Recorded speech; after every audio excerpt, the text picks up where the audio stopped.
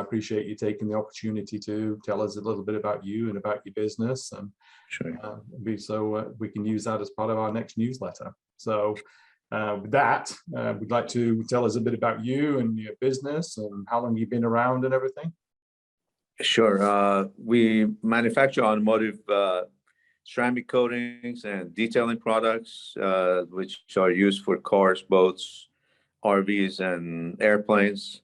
And our biggest customer is Amazon in the retail world, but we also sell directly to professional shops, over 500 shops in the US and Canada. And internationally, we are in over 60 countries, which we sell through our distributors. Locally in Memphis, our biggest customers, or some of our customers, are Ghodouss Motors, Roadshow BMW, Lexus of Memphis, and a few detail shops like Word of Mouth Detailing, and a couple of them in Hernando and Auto Trima, Memphis, and so on. And the company started in July of 2001. So this makes it our 20th year, and soon it's going to be 21st in a couple of months. Fantastic. That's congratulations on 21 years in business. Thank you. So you manufacture the parts and then distribute them and sell them to sort of local dealers and local shops, as well as selling internationally and through Amazon. Right. US and Canada, we sell direct, and we have over 500 shops. Locally, we have 3 or 4 shops and a few dealerships. We also sell to car dealerships, our ceramic coatings, and our detailing products, different parts of the country. And of course, internationally, we go through distributors. Right. We have distributors set up in over 60 countries so far.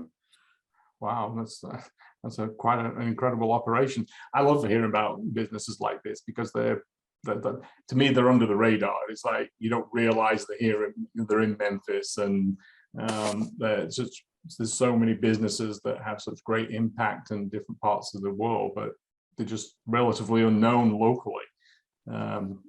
Everybody knows about AutoZone, and they all know about IP and everything, but there's all these businesses like yours and stuff, and I was talking to somebody yesterday at lunch about, if we were at Huey's, if you just took Huey's and all the other businesses that have to be around in order to support that one restaurant and that one business, it's just fascinating how everything is interconnected together. And I suppose the supply chain issues of the last few months have really shown how interconnected we really all are, whether we want to be or not. We have to be in order to maintain the standards that we've all come to appreciate.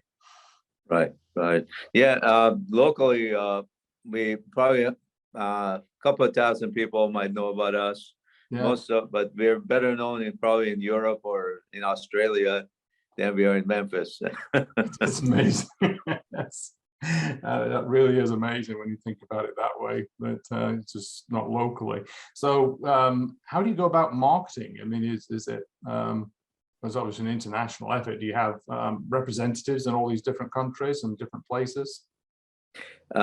We do, most of our marketing is, through social media. So it touches everyone in every part of the world. And most of our distributors have their own marketing programs also, which not only helps them in their own region or their own country, but also helps, our marketing efforts internationally and in the US.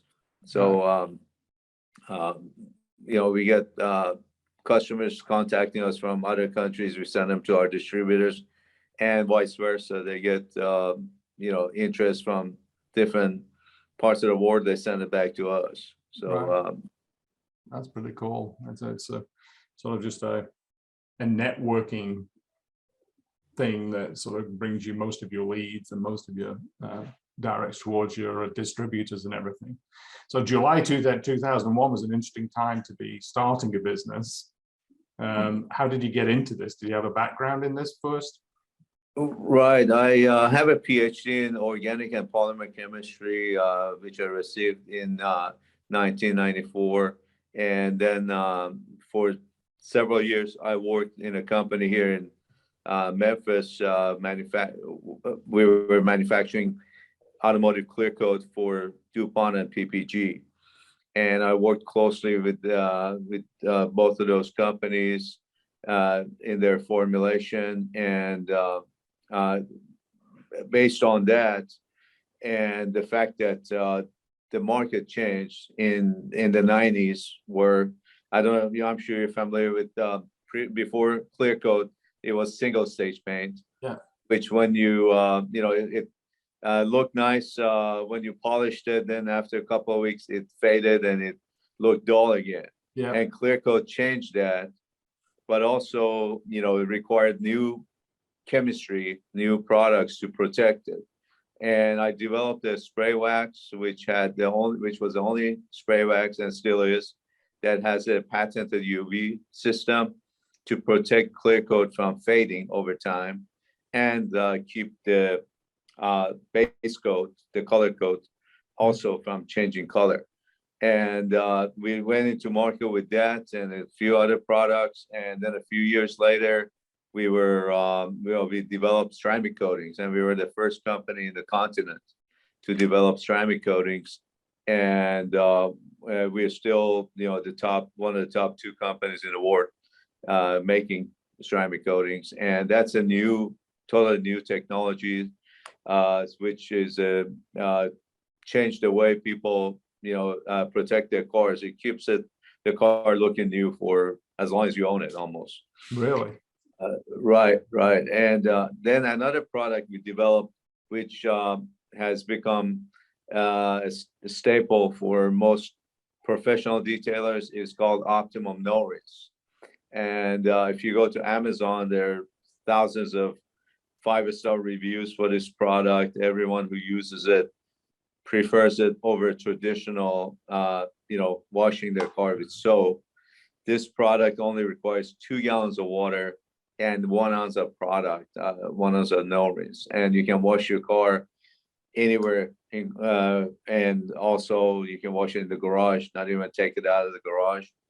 And it doesn't matter if it's hot outside or rains outside, you can wash it and you never have to deal with water spots, no messy soapy runoff.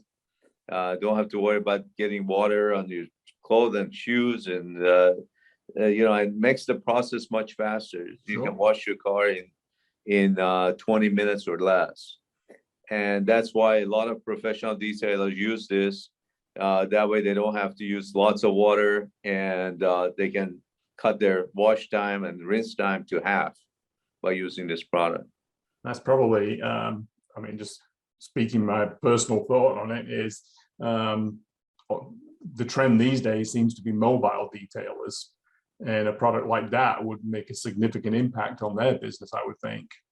Right. Before no-rinse, before they started using no-rinse, they had to have a 200-gallon water tank in order to wash a car. And especially with water restrictions, and some places, if there's any runoff, they get fined several $1,000s. So by switching to no-rinse, they don't need to carry more than 10 or 12 gallons of water to do their daily washes, and there's no runoff, and it saves them time. So it saves time, saves money, makes the process easier, more environmentally friendly, and reduces how much water or liquid they need to carry with them. Sure. That's fantastic. As I say, I live out here in Colleyville, and the number of mobile detail places that just drive around now, it's just amazing. Right. I know they're redoing car washes all the time to be more environmentally friendly, but with a product like yours and a couple of gallons of water, it makes it much more viable to do it at your own home through mobile detailing. Right. The problem with automatic car washes or tunnel washes is all those brushes will scratch up the paint. Yeah. And if you go through touchless washes, then it doesn't really clean the car. Yeah. So the great thing about our technology and with no-rinse, it has the ability to encapsulate dirt. Therefore, it doesn't scratch paint. So that's why you can use only 2 gallons of water and you get better results than car wash soap. But the challenge is changing people's perception. They're all, most people are used to using a soap, car wash soap that has lots of foam. Yeah. And lots of water in the process to pre-rinse and post-rinse. And when they switch to no rinse, there is no foam and they don't have to rinse the car. So changing those habits is very difficult, and overcoming that fear of I'm going to scratch my car is the biggest challenge. Yeah, I mean, I live in an apartment complex, so the whole prospect of being able to wash my car with 2 gallons of water obviously appeals to me greatly, and mainly because I get rid of all the bugs on the front of my car from driving back through Arkansas. I you just see so many applications for that. I mean, there's so many people live in apartments, and water is a difficult access. And so something like that would be just a tremendous asset for that. That's amazing. Right. A lot of our customers are, people who live in apartments, as you said, that don't have access to a hose. Yeah. And then we also have a lot of customers who use our product in wintertime because it's, they can't use the water or hose when it's below freezing. Yeah. But once they use it, then they stop using soap because it's just so much. Once people use no rinse, they never go back to traditional washing with soap because it's just so much faster and easier and gives you better results. Well, at least you got one new customer out of this interview. I'm going to give that out. We're giving that a try. so I mean, obviously you have a highly specialized background and in chemistry and stuff. So it sounds like over the last 20 years, you've managed to maintain that while running a business as well. Right. Yes. Sure. I also got an MBA from University of Memphis while I was working in manufacturing, clear coat. I also went and did my MBA, which helped me with having a business background, helped me in starting the business, knowing both, marketing management and as well as accounting. Which there was a lot of accounting requirements in the business. So still, I do a lot of the accounting or oversee the accounting department myself. Right. So still hands-on on both sides of the business. So, I mean, that sounds like it built a fulfilling career for you. Yes, it definitely keeps me busy. Yes, keep you going with that. Yeah. Do you ever look back and who was like a big influence on your business life? Was it somebody particular who stepped up to help you out? Mostly my father. He was very tenacious, never, followed whatever he wanted to do, and was very successful. He did not give up till he reached his goals. So unfortunately, he passed away a couple of weeks ago. But he was based, my main mentor. Right. Yeah. Well, I'm sorry to hear about that. But Thank obviously, his help has got you in the position that you are today. So if somebody was thinking about starting business, a lot of people who watch these people we talk to are interested in launching a business and they have a passion for something. What would your advice after 21 years in business be? I would say you got to start a business, you got to brace yourself. It's going to require, finances, a lot of time, and a lot of grit. There's a lot, it's basically, if you don't have the finances or you don't want to put in 60, 70 hours a week to build the business and can, you have to stay in it till you get results. And, you can't stop or quit as soon as things get tough, you just gotta have a lot of grit to handle the grind of the business, and having good financial support to stay with it till it becomes profitable. In my case, I had that, fortunately, and it took several years before we got to making profits. Some people say 5 years. It actually sometimes takes longer. It did for us. Yeah. But then once you get to that, then from then on, it becomes so easy, and the business just it's like I read this book years ago about from good to great, and they compared it to a flywheel and churning it. It takes so much energy to get it started, but once it starts going on its own, it doesn't require hardly any force to keep it going, and that was a good analogy, I think. Yeah, very much so. I would agree with that. And I think the advent of the internet has certainly enabled people to enhance their marketing efforts considerably, and reach more people, but you've got to be prepared to support the results of that. Everybody just thinks you can put an ad on YouTube and put any products on Amazon and everything, everything will be great, but there's so much infrastructure because you only get one chance to impress a new client. And so spending time on that infrastructure and making sure that you're set for what's coming your way always seems to be something that people overlook because they have a passion for whatever it is they're doing.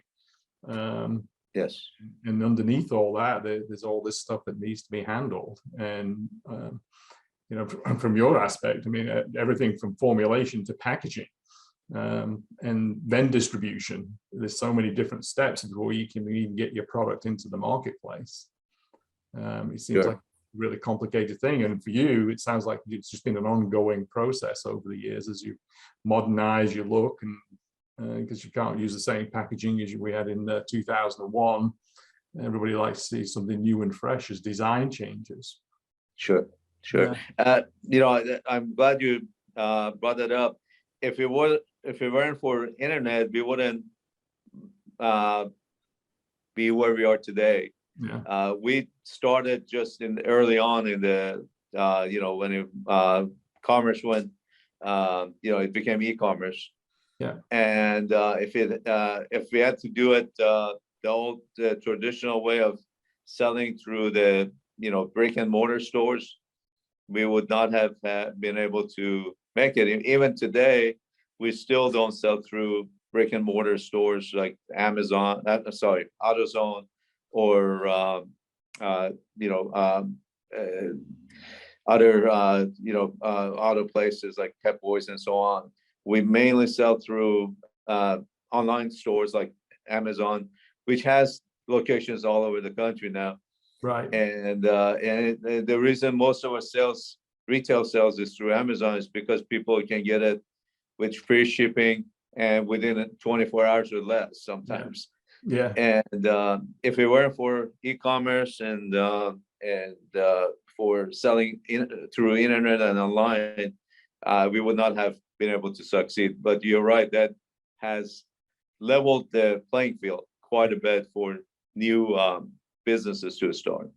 Yeah, and it's in a lot of ways it's encouraged innovation too, because people can now get their product in front of so many people, no matter how wacky the product may be. They can get it to in front of so many people that it's back in 2001. I was starting a business that was built around the projected future of the internet, and so we were in the sort of the front edge of e-commerce. We weren't selling stuff. We developed software programs that enabled local franchise owners to customize marketing pieces through the internet. So there's, it was AOL and dial-up and all stuff like that. But without the internet, it was just such a slow, and everybody had to fax copies of ads back and forward to corporate. And then the internet then allowed them to customize these pieces themselves, and they were all done to corporate guidelines. And it was obviously 2000, September the 11th came along, and sort of. But then in 2008, when e-commerce was, e-businesses were all the excesses were shaken out.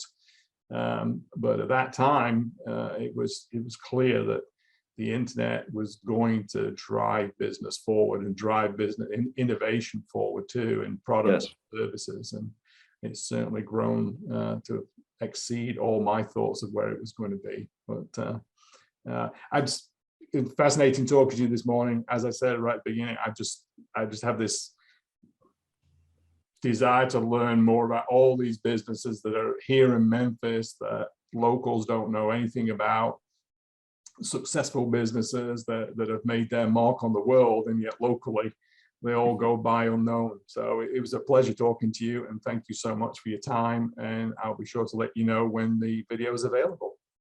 That sounds great. Thank you. I appreciate you setting this up, and it was great meeting you over the internet. The internet, that's right, exactly. Thanks a lot, David. I'll talk to you soon. Bye-bye. Sounds good. Take care. Bye.